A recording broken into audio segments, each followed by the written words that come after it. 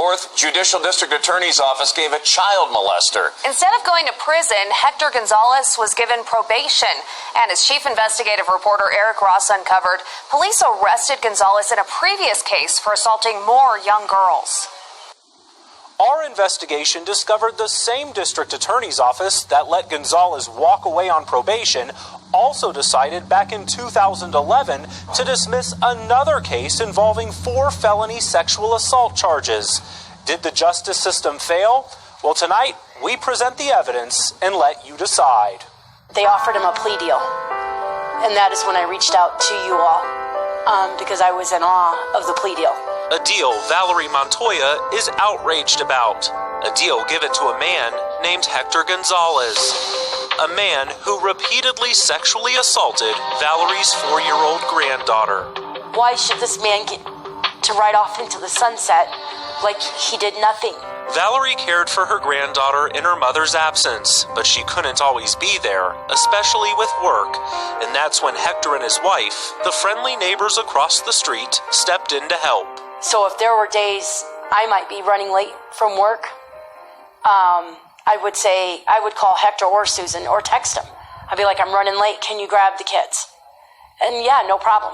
Now mind you, I have a 10-year-old son who thought the world of this man, who thought the world of him.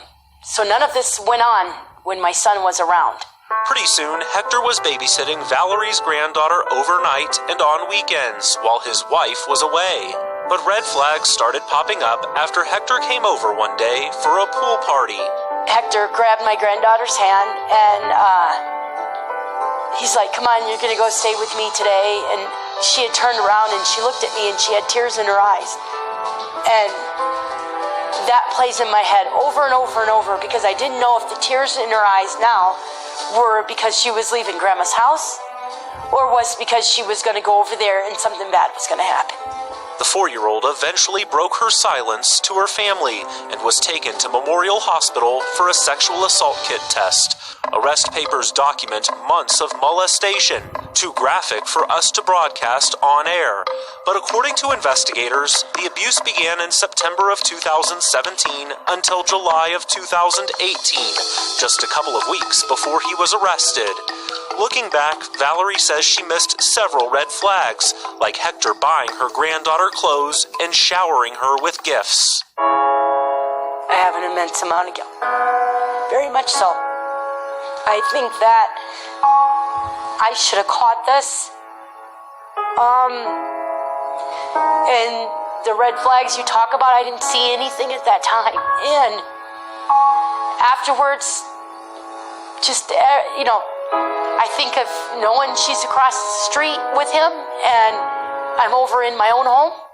Hector faced a total of 5 felony sexual assault charges and 1 misdemeanor unlawful sexual contact charge. Instead of going to trial, the district attorney's office offered Hector a plea deal. Plead guilty to 1 count of sexual assault and the misdemeanor unlawful sexual contact charge in exchange for dropping the other charges. Hector agreed to the deal and received 4 years of probation. People go to jail for far less than what this man did. And now, 2 more sexual assault survivors are coming forward, claiming they too were molested by Hector a decade ago. But the district attorney's office did nothing. He would buy us ice cream, candy.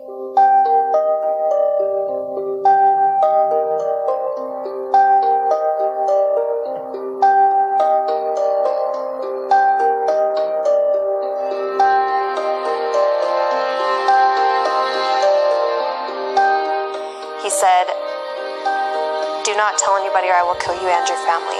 And I'll never forget that. He looked me dead in my face and said that.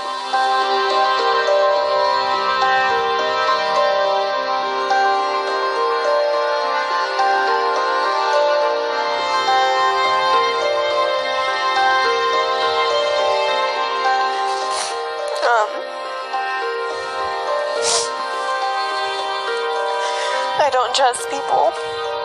Men. I'm paranoid about everything.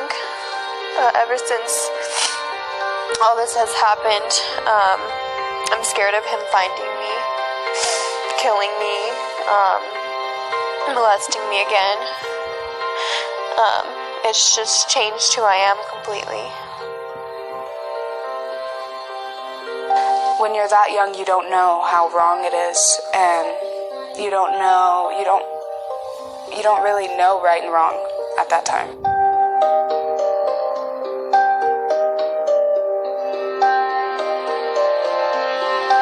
After that, it carried on for a couple years till I was about 7 maybe, and it was actual rape.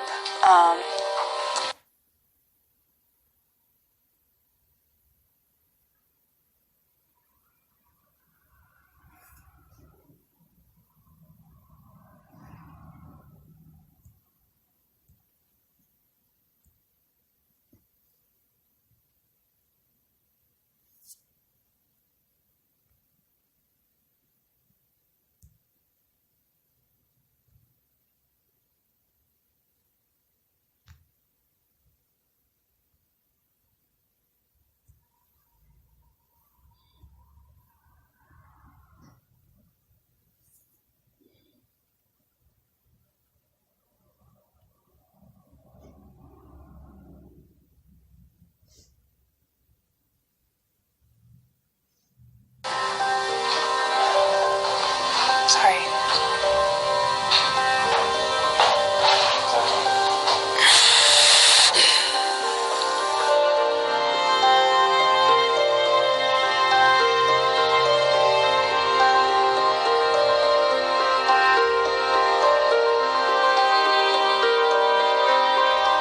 He took away my self-confidence and took away my childhood, really.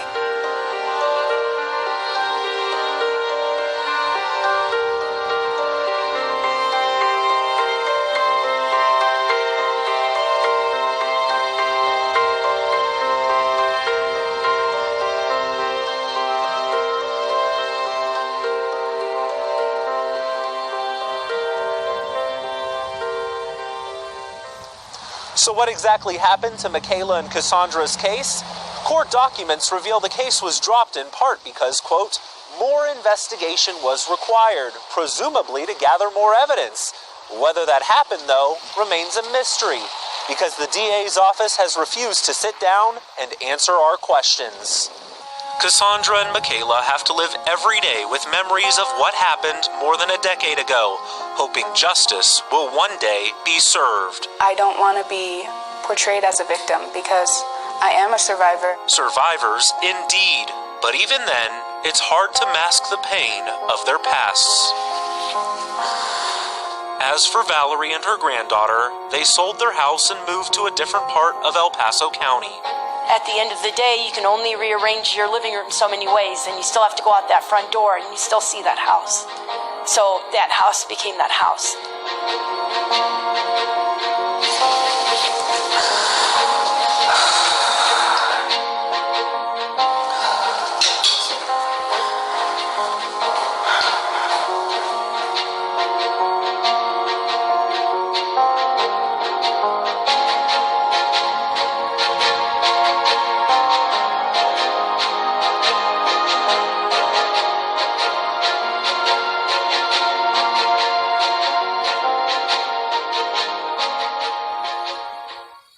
As for Hector Gonzalez, he has since sold his house and moved to New York.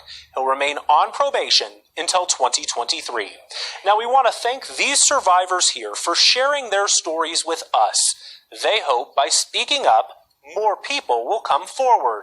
And if you're not comfortable reporting a sexual assault to law enforcement, there are numerous other agencies throughout southern Colorado dedicated to helping people who have been through traumatic experiences. We have links to those resources on our website right now. Just head to KOAA.com. Always watching out for you, Eric Ross, News 5 Investigates.